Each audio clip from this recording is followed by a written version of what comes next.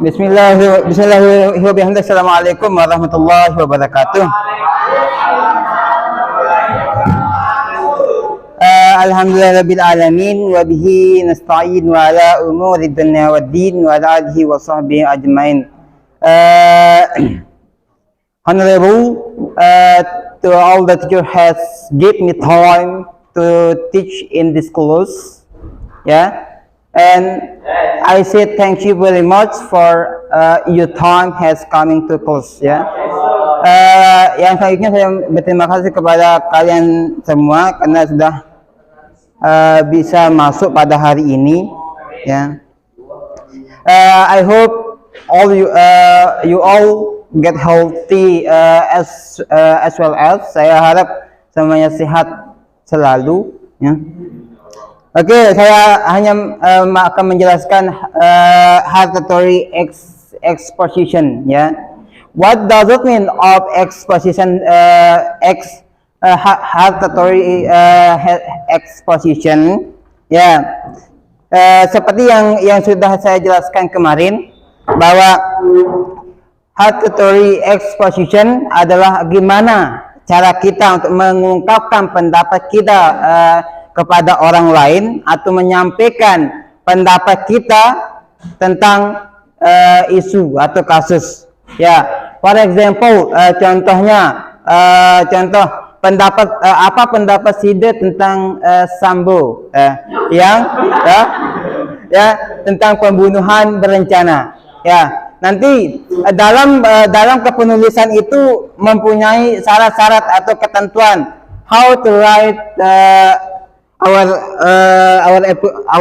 opinion to give to them. Bagaimana cara menulis pendapat kita untuk kritikan kita atau kritikan kita kepada mereka.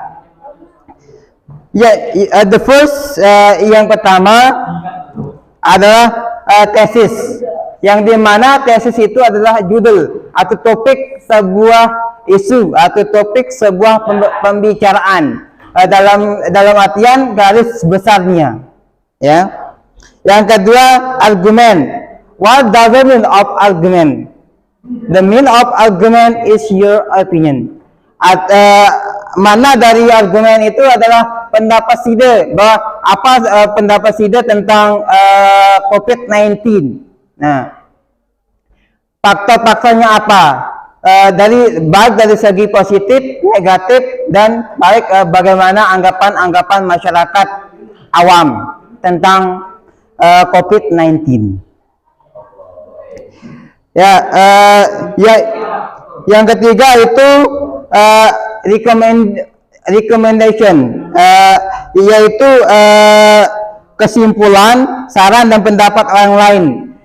Selain kita bisa mengkritik orang atau menggugat pendapat orang, kita juga harus mempunyai data, kesimpulan, dan saran. Faktanya apa? Datanya diambil dari mana? Sumber datanya harus jelas, Jadi kalau kita menyampaikan kritik bahwa ini dan akan tetapi sumber datanya itu tidak jelas, itu sama dengan bohong. Jadinya ketika kita menggugat orang, contohnya kalau di debat bahasa itu datanya harus jelas, dan saran dari kita itu apa untuk mereka, dan kesimpulannya apa, kesimpulan dari pendapat kita, all of our opinion, semua dari pendapat kita yang baik, yang dari pertama sampai yang terakhir. Waalaikumsalam. Yang terakhir yaitu kita harus bisa menerima pendapat orang lain, jangan hanya kita bisa mengkritik orang, akan tetapi kita tidak bisa menerima pendapat orang lain. Kenapa? Pendapat kita belum tentu benar, dan pendapat orang lain itu belum tentu benar, Dan yang keempat adalah karakteristik hereditary exposition, Yang di sana dia harus menggunakan abstract noun. Apa itu abstract noun? Contohnya dalam pendapat kita itu harus ada unsur-unsur budaya, politik sama nasihat. Ya. Yang kedua itu harus menggunakan verb atau verb one, kata kerja yang pertama.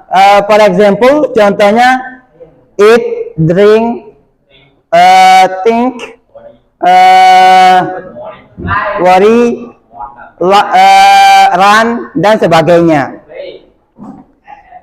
Yang ketiga adalah keterangan tempat atau time signal, yaitu keterangan tempat atau menggunakan frase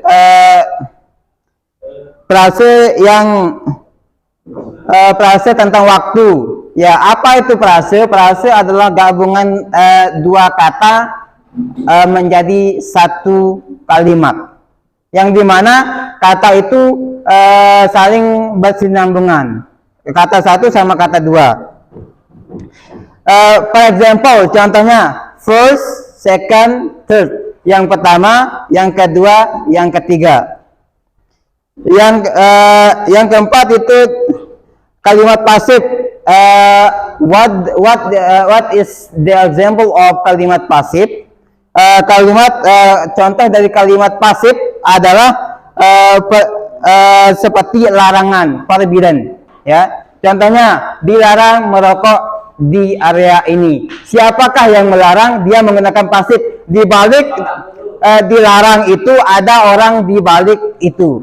Ya, ada makna yang tersirat di balik dilarang merokok. Seharusnya dilarang merokok oleh bla bla bla. Itu seharusnya. Yang sebenarnya kalau tidak pasif, dilarang merokok oleh pemilik Pertamina, contohnya.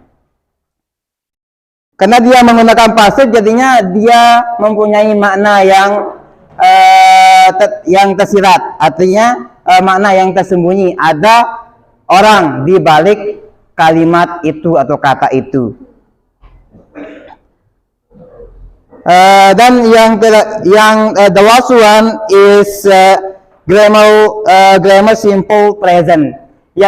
Yang di sini dia menggunakan waktu sekarang, ya. Artinya waktu sekarang, jam berapa sih dia menyampaikan pendapat, di hari apa sih dia menyampaikan pendapat, artinya kejadian yang sedang berlangsung, ya, atau kejadian sekarang. Oleh sebab itu setiap argumen-argumen itu harus disertai dengan atau harus menggunakan dengan simple present tense, yang dimana as like I said before, simple present tense is the thing we do today, and something about signal for this time or right now. Sesuatu yang kita kerjakan atau sesuatu yang kita bicarakan pada waktu itu, hari itu, jam itu, ya. Jadinya dalam unsur kebahasaannya dia menggunakan verb one sama present, simple present tense, yang dimana di dalam simple present tense itu ada kata kerja bentuk pertama, ya.